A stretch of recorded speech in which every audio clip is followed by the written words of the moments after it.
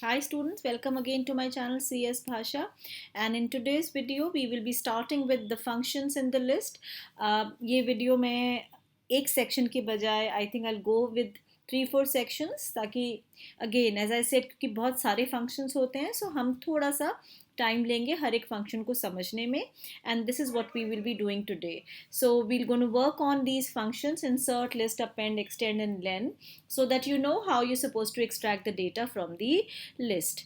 So let's talk about the very first function. देखिए len आप already पहले strings में भी कर चुके हैं. So basically if I need to know how many number of elements are there in an iterable object, we use the len. So it returns the number of the elements in the list and ये एक simple सा ही parameter लेता है which is the list object. So इसका list इसका syntax क्या है? You have len and you're using basically the object.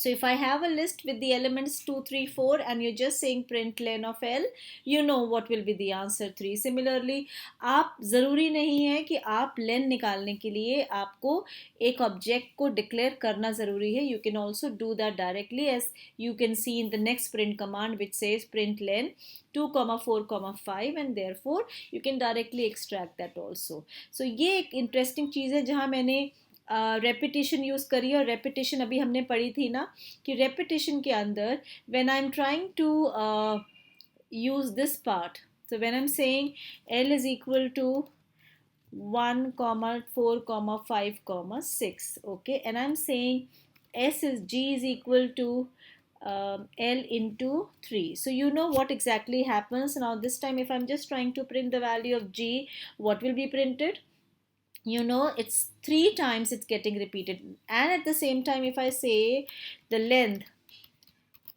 is comma G so length हमारी G की length क्या हो जाएगी accordingly because उतने ही number of 3 times जितने number of elements L में थे उससे 3 times number of elements repetition के साथ G में आ गए so obviously हमारी जो length है वो भी change हो गई so if we try to see the answer just see the length is हमने len फंक्शन यूज नहीं किया देखो हम कई बार ना ये छोटी छोटी चीज़ें कर देते हैं और अच्छा है हमेशा गलती करना बहुत अच्छा है बिकॉज जब तक हम लोग चीज़ें और उनको एक्सपेरिमेंट और ट्राई नहीं करेंगे तब तक हमें कैसे पता लगेगा कौन सी चीज़ ठीक है कौन सी नहीं है सो देखिए 4 एलिमेंट्स पहली लिस्ट में थे इसमें 3 टाइम्स 4 है सो 4 3 ज़ा 12 ये हमारे जी के अंदर आ गया and therefore the length is 12 alright so this is what has been shown in this case and a couple of examples are also being explained here so if you have because we know list is a heterogeneous data structure so इसमें length का कोई फ़र्क नहीं पड़ता अगर आप इसको loop में use करना चाहते हैं you will going to see the answer as this part and अच्छा देखिए इसमें 0 1 2 3 4 आंसर क्यों आया आंसर लेंथ की वैल्यू क्यों नहीं आई बिकॉज इसमें हमने क्या करा है हम आई को प्रिंट कर रहे हैं so the loop says for I in range of len of L range आपको पता है ना len of L will going to give me 1 2 3 4 5 and 6 which means the loop will be starting from 0 going till 1 minus 6 that means 5 तक okay but when I'm printing I'm not printing the value of L I'm printing or the element of L I'm printing I therefore it is 1 2 3 4 5 लेकिन यही चीज़ अगर हम L of I कर देते हैं तो अब इस केस में हमारा आंसर प्रिंट होगा which will be 2 5 B 3.4 3 4.5 and A so be very careful when you're using the loops because accordingly we will know that you know are we not making any kind of mistake and all so इसमें mistake नहीं है इसमें just है कि एक जगह आप सिर्फ इंडेक्स नंबर प्रिंट कर रहे हैं और दूसरी जगह आप उस इंडेक्स नंबर में जो वैल्यू स्टोर है लिस्ट के अंदर उसको प्रिंट कर रहे हैं Let's go on to the next function. It says list. देखिए list क्या करता है कि कोई भी आपके पास अगर एक आइटरेबल ऑब्जेक्ट है तो उसको किस में कन्वर्ट कर देगा लिस्ट में कन्वर्ट कर देगा so बेसिकली इसका काम यही है अब जैसे मेरे पास सपोज एक स्ट्रिंग है all right so if I just have a string s is equal to hello children all right so इसको अगर मुझे कन्वर्ट करना है लिस्ट के अंदर यहाँ मैंने लिखा यहाँ पे इसको यहाँ से हटा देते हैं ठीक है हेलो चिल्ड्रन हमारा आ गया, and I just say G is equal to, just simply say list is a function and convert it into an iterable. देखिए यहाँ पर आप देख रहे हैं इधर iterable लिखा हुआ है. iterable वर्ड का मतलब वही होता है कि जिसमें आप एक से ज़्यादा एलिमेंट से डेटा एक्सेस कर पाते हैं. तो कौन कौन से iterable ऑब्जेक्ट्स हो गए? आपके टपल हो गया, आपकी डिक्शनरी हो गई, आपकी स्ट्रिंग हो गई. सो आपने सिर्फ इतना लिखा. Now try and printing the value of G and C what happens. So when I say function f5, can you see hello children में एक एक एलिमेंट एक्सट्रैक्ट हुआ और एक एक आइटम बन गया लिस्ट के अंदर, which can be accessed. So this is the first element of the list, this is the second element of the list, third element and so on. अच्छा, अगर बाई चांस हमारा यहाँ पे कुछ हम लिखते ही नहीं हैं, अगर इफ आई से this and I don't write S, what does that mean? That means that a new list is created which is blank because you're not passing any parameter. So a list is definitely for sure created, but it is a blank list. So basically list function is used to create a list. अच्छा, मेरे पास अगर यही चीज़ एक tuple होती तो tuple से हम कैसे कर लेते? tuple is 78, 77, 90. तो बात वही हो जाती. If I am just using this as s तो हमारा आंसर क्या आ जाता? हमारा आंसर लिस्ट के फॉर्म में कन्वर्ट हो जाता. मतलब ये किसी भी आइटरेबल ऑब्जेक्ट को लिस्ट में. अब आप बोलेंगे मैम डिक्शनरी में भी कर सकते हैं. बिल्कुल कर सकता है, बिकॉज डिक्शनरी जब आप एक्सेस करते हैं तो बाय डिफ़ॉल्ट उसकी जो कीज़ हैं वो एक्सेस करता है. वो मैं भी आपको एग्जाम्पल में दिखाऊंगी. सो आप याद करेंगे कि लिस्ट क्या है. List is basically a function which is use to convert the given iterable object into a list. अगर आप इसके अंदर कोई पैरामीटर नहीं दे रहे हैं तो एक ब्लैंक लिस्ट क्रिएट हो जाती है. तो अब जैसे इसका सिंटैक्स आप देखेंगे. So if you have a is equal to list which is not having any parameter, a blank list is created. अगर c ऑलरेडी हमारा टपल है और उसको हम कन्वर्ट करना चाह रहे हैं तो एक ब्लैंक लिस्ट क्रिएट हो जाएगी. लेकिन मैंने आपको बार बार वर्ड बोल रही हूँ ना मैं इस केस में, आइटरेबल आइटरेबल आइटरेबल अगर नहीं है एज अ पैरामीटर तो अलाउड नहीं है, एरर देगा. तो जैसे अगर आप लास्ट के दो स्टेटमेंट्स में देखेंगे b is equal to 12, print list b, that is not allowed. So इसमें strings I have already shown you the example and this is the kind of answer that I will going to get. But suppose there is a dictionary. So when you say print list of J, all right, and print, ये तो print हो गया, ठीक है, ये तो हम print कर रहे हैं. अब सपोज मुझे इसमें प्रिंट किसके साथ करना है? लिस्ट करना है. तो लिस्ट के साथ क्या प्रिंट करा? इसने कीज ले ली. सो डिफॉल्ट क्या ले लेता है? किसका लिस्ट बना दिया इसने? List of keys. अगर आपने लिखा j डॉट वैल्यूज तो उसने बना दी किसकी list? List of values. So इसीलिए आप you can use a dictionary, you can always use another list, you can use a tuple to create a list. The next function that we have is append. देखिए list के अंदर ना कभी भी data directly insert ऐसे add नहीं होता है. लिस्ट में जब भी मुझे नया डेटा ऐड करना है और नया एलिमेंट डालना है, I will always going to use append function. So append is basically a function which always adds another element into a list, but it always adds at the end.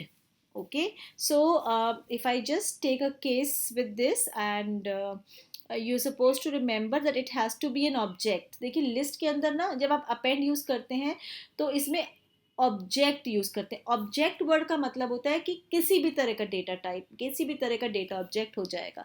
तो suppose मैंने ये लिखा s is equal to this और मैंने एक blank list बनाई. अब इस ब्लैंक लिस्ट के अंदर मैंने लिख दिया आपको and I have just written dot append and then I have written s.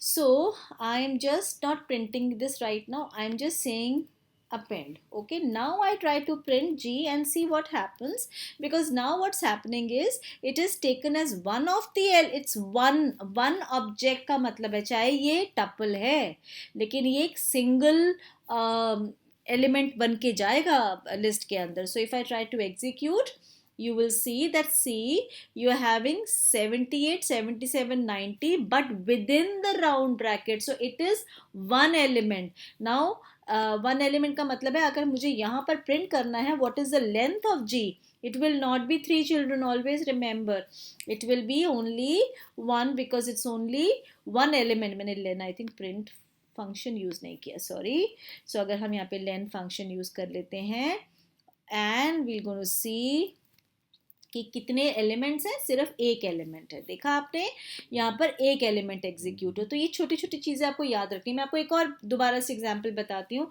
कि अगर मेरे पास 67, 90 एंड वाई वाई वाई, ठीक है, 3 एलिमेंट्स ऑलरेडी हैं जी के अंदर.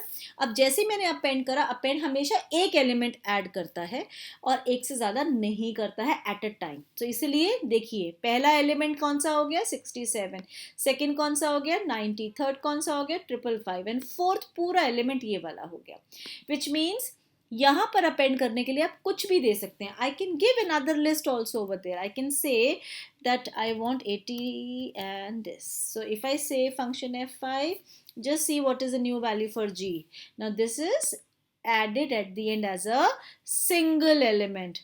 Okay, similarly if I am just saying that there has to be dictionary, so basically append takes any parameter in the form of an object. और object क्या होता है बच्चों? Object can be a string, object can be an integer, object can be a float, object can be an iterable like another list or a dictionary or a tuple. So it takes an object as a parameter and it appends the data. Now once I have this, I can simply say for I in G and I'm just printing the value of I, and you will see that this is how you basically are allowed to display the data like this. So it has 4 elements like this. Okay, अच्छा, access कैसे करते हैं nested list को, ये हम आगे वाले section में करेंगे. और इसको क्विकली देख लेते हैं कि it is use to insert an object, I mean a parameter that you giving as a part of the object और in the form of the object as a single element at the end. So आप याद रखेंगे it's always a single element. ये कुछ examples हैं. पहले हमारी L एक ब्लैंक लिस्ट थी, अगर हमने अब एक एलिमेंट डाल दिए तो एक एलिमेंट हो गया हेलो. अब हमने दोबारा से अपेंड डाला 12, तो अब 2 एलिमेंट्स हो गए, पहला हो गया हेलो और सेकंड हो गया 12. उसके बाद दोबारा हमने अपेंड करा 34.4, तो तीसरा एलिमेंट हो गया 34.4. लेकिन अगर अब हमने एक लिस्ट S लिया और उस S को फर्दर अपेंड कर दिया, which means another list will be taken as the fourth element. So पहली एलिमेंट हमारी क्या हो गई हेलो, सेकंड क्या हो गई 12, थर्ड क्या हो गई 34.4 और फोर्थ क्या हो गई अ मिनी और a sub list called as 1 2 3 and so on. So a list when you are trying to add or insert a new element, it is done using a pen but as a single element. Okay, so always remember this. हमने अगर append करा l dot append a, तो देखिए integer value भी append हो रही है, तो 3 आंसर आ गए हमारे 1 6 एंड 12. सेकेंड केस में हमारे आंसर आ गए, क्योंकि एक सब लिस्ट थी वो भी हमने फर्दर अपेंड कर दी, तो हमारा आंसर इस तरह से आ गया. And you can always experiment with these values. So initially I'm having a blank list. Now this program basically is allowing you to accept 5 values because 1 to 6 है, तो लूप कहाँ से जाएगा, स्टार्ट होगा 1 से, जाएगा कहाँ 6 minus 1 तक, and it will going to work for 5 times and it will going to ask you for 5 numbers and those 5 numbers will be inserted in the list. So 5 numbers are accepted and stored in the list. The next function that we have is the extend function. देखो extend function और append function में आप confuse बिल्कुल नहीं होंगे.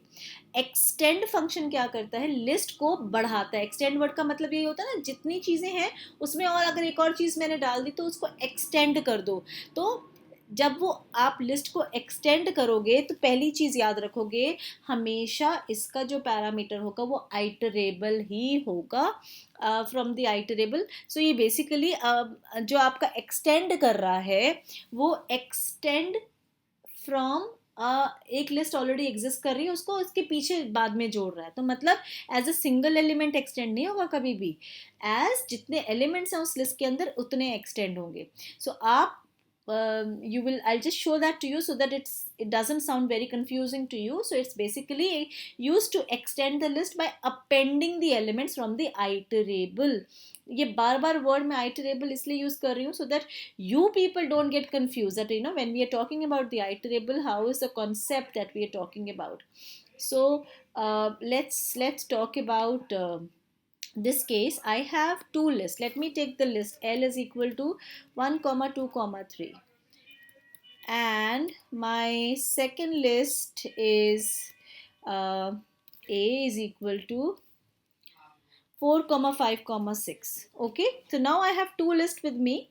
This time I don't want to, if I say L dot append, मैं अभी extend नहीं बता रही हूँ, अभी मैं आपको अपेंड बता रही हूँ, so that the difference is clear to you. Now when I say L dot append A, all right, and then I say print, I don't know why I am doing a lot of typing error, आज क्यों कर रही हूँ मैं, L len of L.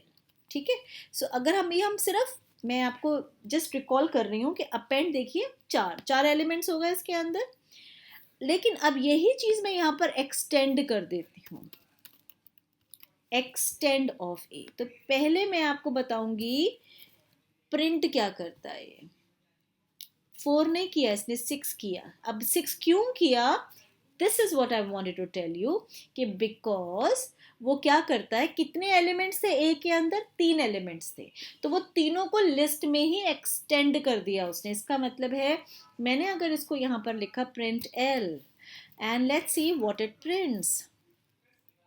Okay, so it prints, देखिए जो last के 3 elements थे वो एज 3 एलिमेंट्स ऐड हुए हैं, not as a single element add हुआ है. सो आपको ये याद रखना है what is exactly the difference between append and extend, because this is very very very important, is what you're supposed to remember, but it has to be an iterable. अच्छा, एक चीज और, iterable का मतलब ये है कि अगर मैं इसको टपल बना दूं तो भी ये as a list element extend हो जाएगा, बिल्कुल हो जाएगा बच्चों.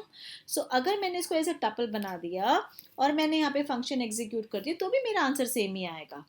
समझ में आया आपको. So as an element. अच्छा, इसी चीज को अगर आप बोलेंगे मैम अगर हमारा डिक्शनरी भी तो आइटरेबल है ना, तो डिक्शनरी के साथ हम क्या करें. सपोज मेरे पास डिक्शनरी है और मैंने लिखा A:12 कॉमा B:67. ठीक है, अब यहाँ पर मैंने लिखा D.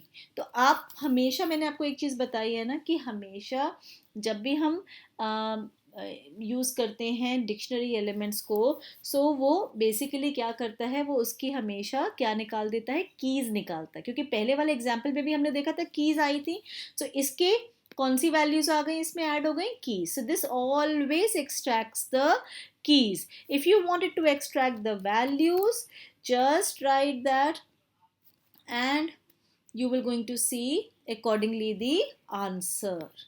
ठीक है, 67 एंड 12 देखा आपने. सो बेसिकली सिर्फ ये और सिर्फ आइटरेबल ऑब्जेक्ट्स ही लेगा, जो हमें याद रखना है. And extend is use to extend the list by adding that many number of elements which are already there in the list. So these are few examples which are given over there. अब देखिए list है हमारे पास 1,6 R. अब आप एक string को extend कर रहे हैं तो बिल्कुल पॉसिबल है, क्योंकि string is also an iterable object. क्यों, क्योंकि इसके एक एक लेटर को आप ट्रैवर्स कर सकते हैं. तो हमारा आंसर क्या आ जाएगा, 16COME, and therefore the length will be this one. Similarly, if I am trying to print the string in the reverse order, तो हमने लूप कहाँ से स्टार्ट कर लिया, len of L minus 1. Okay, सो ये चीज़ आप याद रखेंगे. And we now will just do quickly what is an insert function, because insert function अब क्या करेगा, insert करता है अगर आपको कोई भी वैल्यू को इंसर्ट करना है at a given index number, तो जिस इंडेक्स नंबर को आप प्रोवाइड करेंगे उस जगह पे इंसर्ट करेगा और वहां पर जो वैल्यू है उसको राइट की तरफ शिफ्ट कर देगा. ठीक है, आप ये भूलोगे नहीं. मैंने क्या बताया कि जब आप कोई वैल्यू को एक पर्टिकुलर लोकेशन पे इंसर्ट करना चाहोगे तो वो वहां पर इंसर्ट करेगा, और उस लोकेशन में अगर कोई वैल्यू है उसको कहाँ शिफ्ट कर देगा, टुवर्ड्स द राइट साइड.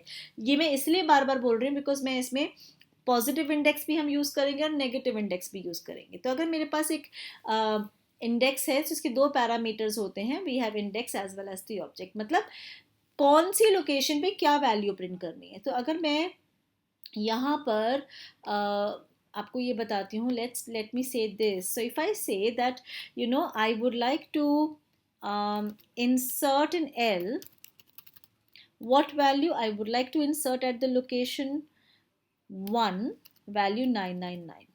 ठीक है, तो 1 लोकेशन पे क्या वैल्यू है 2, तो यहाँ पर 99 हो जाएगा और यहाँ से सारी वैल्यू कहाँ शिफ्ट हो जाएंगी, राइट साइड पे।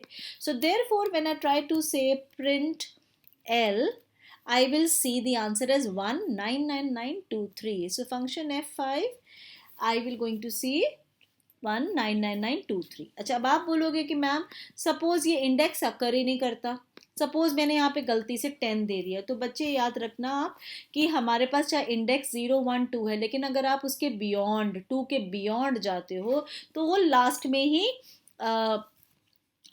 इंसर्ट कर देता है। सो लास्ट में आंसर आएगा 123999। अच्छा, अभी इसमें बड़ी एक इंटरेस्टिंग फीचर है जो बहुत बच्चों को कई बार कंफ्यूजिंग लगती है। अब जो आप मेरी डेफिनेशन याद करोगे उस सबको बिल्कुल कंफ्यूजिंग नहीं लगेगी। अगर मैंने लिखा -1 पे आप इंसर्ट करो, आपको पता है नेगेटिव इंडेक्सिंग क्या होती है, नेगेटिव मतलब लास्ट लेटर। सो मैंने क्या बताया था, यहाँ 3 किस पे था, -1 पोजिशन पे, तो यहाँ पर आप 999 इंसर्ट करोगे और जो उस इंडेक्स नंबर पे है shift to the right side. तो मेरा आंसर क्या आएगा, 1299993। ओके, सो इंडेक्स नंबर पे डेटा प्रिंट होगा और उस जगह से जो भी वैल्यू है that will be shifted to the right hand side. Okay, similarly if I now this is -1, this is -2, this is -3। when I'm saying -3 and I'm saying it over there, so -3 पे 999 print होगा, बाकी सारे कहाँ shift हो जाएंगे, right side पे shift हो जाएंगे। So you will going to see 999। अब इसकी जगह अगर आप -3 की जगह -13 कर देते तो जब भी आउट ऑफ रेंज इंडेक्स होता है नेगेटिव में भी, तो भी वो कहाँ पे प्रिंट करेगा, मतलब कहाँ पे इंसर्ट करेगा, फर्स्ट लोकेशन पे इंसर्ट करेगा।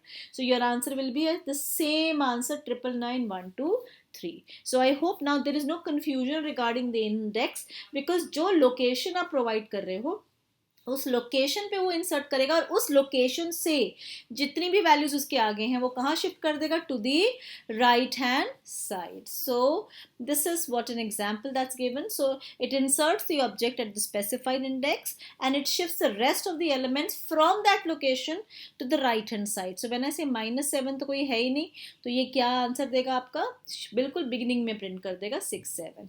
इसी तरह से अगर ये है और हमने लिखा 7 तो 7 लास्ट में कर देगा, therefore your answer is 6 7 and 1। So I hope children you've understood these functions, and if you have any doubt, please don't hesitate to write under the comment section. I'll definitely handle your queries, and if you like the video, don't forget to press the like button, do share and subscribe, and have a lovely day.